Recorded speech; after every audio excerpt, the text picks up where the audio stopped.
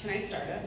Okay, because this is what was lingering in the back of my mind. Let's say you guys are both very successful, right? And that's impressive to see. What if you're not feeling that today? Like, what if this is, like, or what if this is a season, literally in winter or otherwise in your life, and you're not feeling progress junkie today? What advice would you have? Go ahead.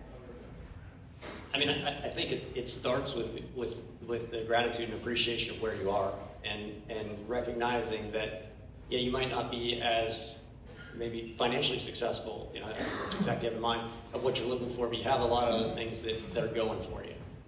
You know, I like to use the example of Warren Buffett. You know, everybody would like to have his $150 billion, but who in here wants to be 95 years old?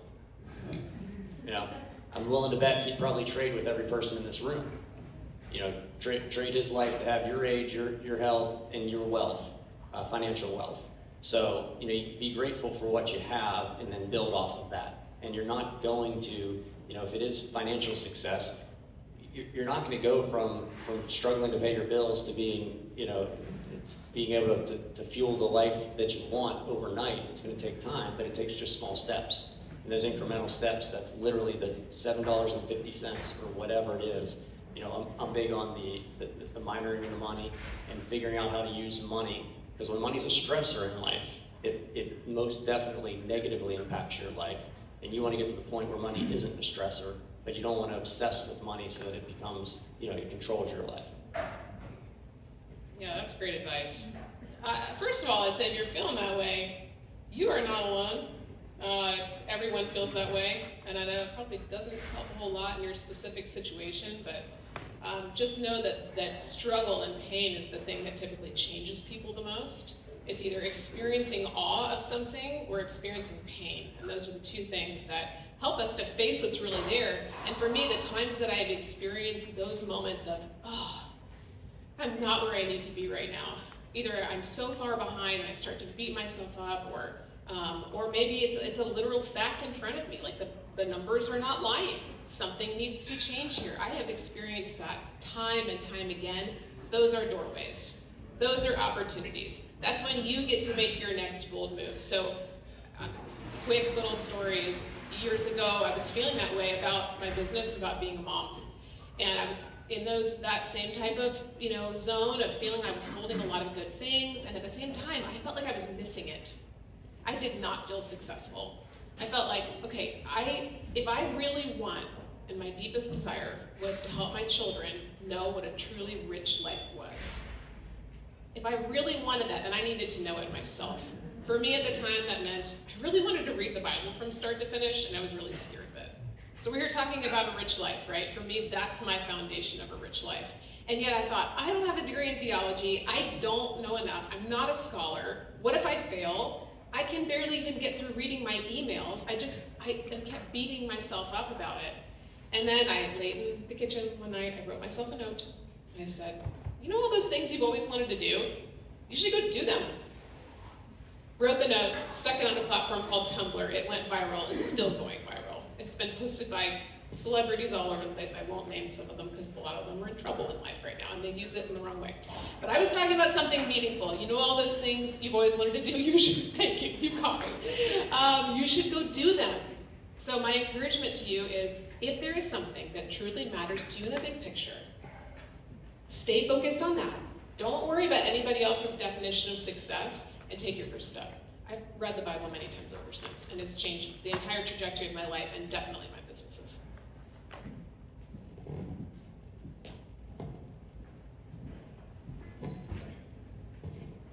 Thank you. A lot of wisdom, a great story. My question is, so many of the things that you guys just shared resonate with me because I also came from a very humble background, and I have gone through a lot of adversities in my life, so I learned a lot from those experiences, and I cherish every day of my life. Now, I live in the United States. I have children who are growing up here. I found it hard to teach them the same kind of values that I develop over time. I learned to really, really appreciate everything I have. But for them, they simply, it just, I don't know, like, I imagine you guys may have those moments as well, since now that you have personally achieved success, financial success, right? So for your kids, well, everything is just there already. They don't have to struggle to get it. They've never experienced like being poor. You know, they have to wait for something, for the holidays to get something nice, right? So like, how do you navigate that as parents? Thank you.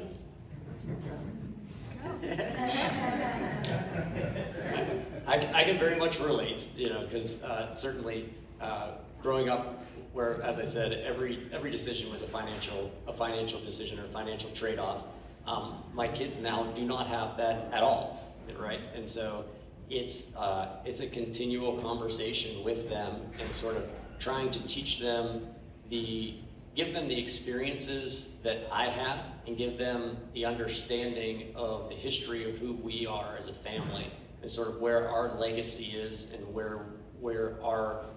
how we position in that legacy is how I attempt to do that. And I tell them the stories of, you know, my grandfather who, you know, came over from Italy on a boat because his parents put him there because they didn't want him to die fighting for Mussolini. His parents put his brother on a boat that went to South America, and he was never heard from again. He was lost at sea. And my grandpa, how he worked as a cement mason to put food on the table, and you know, my mom grew up on government cheese. Stories about my grandparents, my parents, how they grew up, and how I grew up. I try to instill those values. So it's, you know, I'm big on, with my employees, we talk about a pyramid of understanding, that when you tell somebody an action, you get the result the one time. But if you want them to actually change, you need to get them to change their behavior so that then they understand the actions to get the results. And the way you get them to change their behavior is through experiences.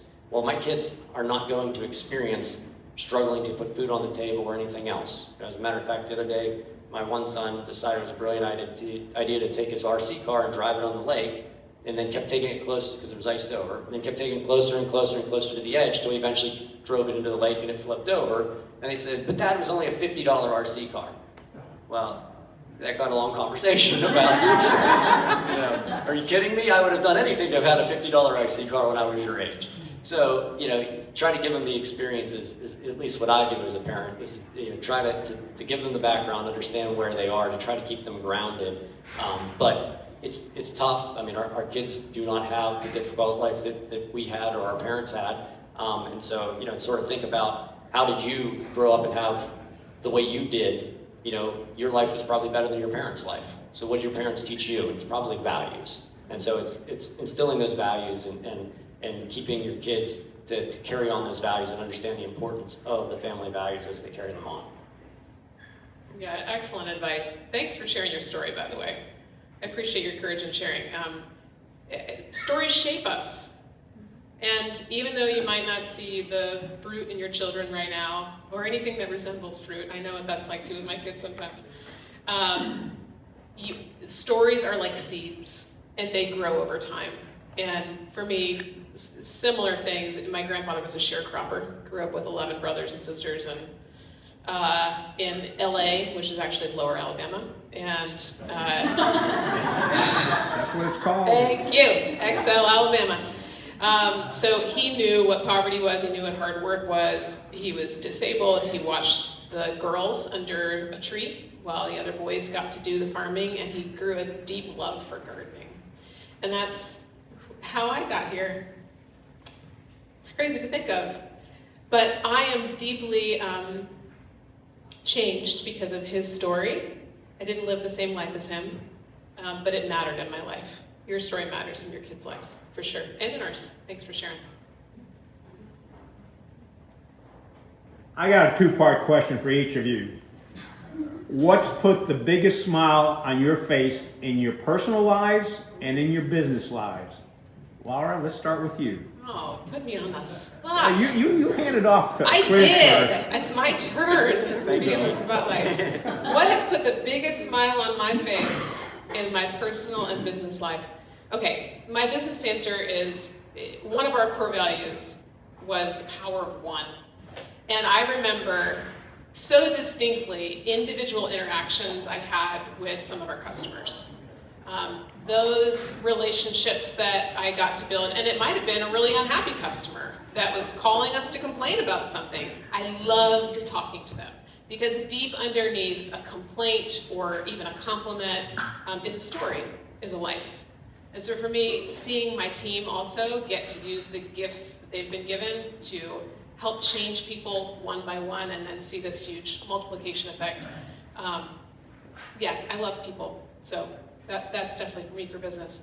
And then for my family, I did not prepare for this one. I'm gonna say, I don't know. Don't say your wedding day.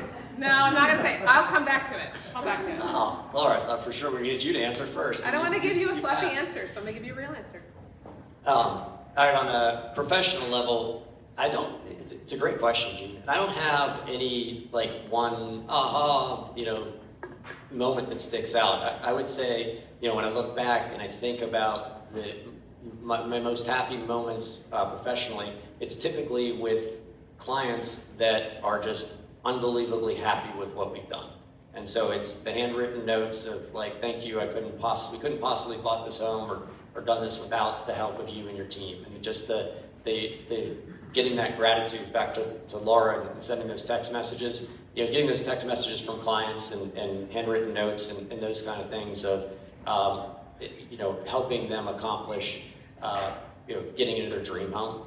And even with regards to my employees, I can think of many employees over the years that I helped buy their first home, just through, obviously they got a paycheck, but more so from giving them advice on, different ways to get there and that kind of stuff. And so I'm a real estate guy, and so I'm a big believer in that, owning a home is the American dream, and it gives you a lot of grounding and fulfillment to own a home, and I believe very much in that, and I personally have helped, hundreds or maybe more than that, people over the years to do that. And so I'd say each time when they've shown the gratitude and appreciation for the help, that has just fueled me more so than any particular individual business success.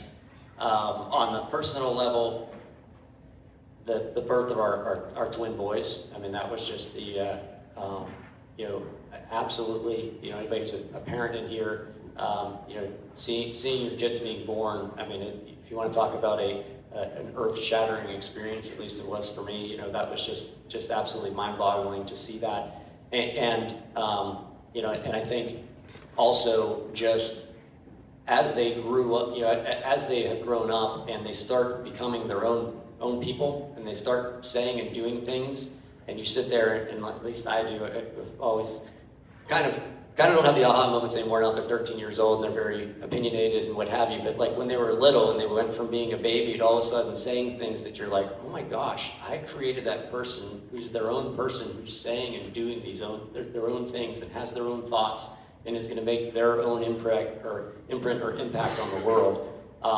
That's just always been something that just has been unbelievably joyous for me. Yeah, thank you for letting me have a little deep thought there. I had spoke at a conference alongside a gentleman named Andrew Abella, and he is the head of the business school at Catholic University. And he has written several books on values. I'm going to have to pass them to you, Michael. But one thing that I love that he said is humility is an accurate assessment of one's value. And so for me, the real answer is times I've been humbled. It's times I have, in that definition, understood my actual value in something and then been able to either grow from that or use that very intentionally. And really, anytime I've been wrong, anytime I've learned a lesson the hard way, anytime I felt like, oh man, I did not do that as well as I wanted to. But more so times that I've realized, oh wait a minute, I have a purpose here. And I do have value here, as do each of you. And each of you is going to walk out of this room after this time together, and you're going to have something that somebody needs you to do for them, or you're going to have some task that you need to complete to move something forward for someone. and you're going to have value to impart to someone's life. So anytime I've been very starkly aware of that, puts a smile on my face. Do you have a specific example of a humbling episode? Yeah, I do. I have a catalog of them. We just need one. I'll give you one. There was a time that we had a product that was very successful and could have grown it even more. We kind of got faced with, it's called the Write the Word journals. And we came up to a moment where we said, okay, the demand is there. We need to like quadruple our order right now. As a small business though, at the time, we had only existed on cash. We had not used good leverage like Chris has taught me more recently. But we had no debt. And so it was all just generated on cash. And so it would have been too risky for us to push that far, even though it would have meant great success and it would have meant a lot more money. But at the time, I felt humbled enough to say, now is not the right season. Now is not the right time. And sure enough, the time came and it was great. But in that moment, it felt humbling because everyone around me was saying, what are you thinking? You're crazy. Why are you not doing this? Why are you not pushing the envelope? Make it happen.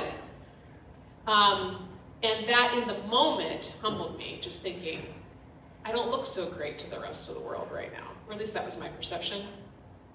And yet I knew I was faithfully doing the right thing. So that's just one of many. Any other questions? I can't see, but I believe it. Okay. Hey, thank you very much. I really appreciate this time this morning. It's been really focused on, I've heard a lot of intention and value. And, one thing that I'm interested in my career and personal life is values-aligned investing. And I was wondering if that falls into the purview of bold wealth and what you're talking about and what you're advocating for. There's a post on that. So Bold Wealth, for those who don't know, it's a weekly newsletter that I do, and I talk about values and values alignment for sure. I assume, is your question specific to like actually investing in things aligned with your values, or in terms of actual financial investment, or in terms of life in general? Yeah, I wouldn't take the whole big picture, but if you could speak to investing with your wealth, your monetary wealth. Yeah. So both sides. I mean, I think what you have to view money as is view it as fuel towards those values. And so, it's very hard to live the life you really want to live if you don't have the money to support what you want to do. Now, those experiences and those values don't have to be costly. So if what you can afford at a certain time is relevant to where you are in the season of life that you're in at that time. So, for me, I'm going on a ski trip to Vail. That trip's not going to be inexpensive. 20, 30 years ago, I couldn't possibly afford a ski trip to Vail, but I did go on a backpacking trip across the country with a buddy of mine, right? But I got the same enjoyment out of that specific experience because it was a shared experience, and I was able to have a great time at the time with a buddy. Now I have a great time with my wife and kids. But it's sharing that experience, but it's using the money in order to fuel your other values that you have. And so that the values, as I talked about in that wheel, like a lot of my wheel, where I am in my life right now, has to do with relationships. And I recognize life is all about the people you interact with. And so, I like to say, there are plenty of people out there that have done studies that show sort of you are the average of the 5 people you spend the most time with. And so I'm very cognizant of the people I spend time with are people that I want to be more like and that I enjoy being like. And I use my money to support those things. So whether that's going out with friends to dinner or going on a vacation with friends or doing whatever it is, but it's using that money in order to support the value that you strive for. But I just see, to me, life is so much more fulfilling when you're sharing it with others. And then, certainly investing your money, specifically with regards to financial investments, there's so many different opportunities and things you can invest your money in that align with your values. And it's just picking things that you do. I never invest in any stocks that are types of businesses I don't support or things like that, just because I find if you're value aligned your money works, in my mind, works better and multiplies itself more so on its own. And I found, even just like my example about time, since I've spent less time working and more time wanting to enjoy life and enjoy friends and enjoy values and things like that, I've actually become more efficient and better, and my money has actually grown even more despite actually working less. And that, to me, it's because I really feel deep down I'm using my money towards my values, and when your money is going towards your values, it multiplies. Or at least that's a belief I have. Laura, you want to comment? Yeah, very simply, I'd say the same thing. When just brass tacks, when we switched our portfolio to kingdom-minded things, it was a huge change for us to be more motivated to give more. And it made me feel like, yes, this is on purpose. We're doing this in the way that we feel very aligned with. And it's been amazing. The returns have been significant. And that's not always a guarantee, but I'm just saying more of the return internally for us has been significant. Chris and Laura, thank you so much for joining us this morning and getting our day started in an intentional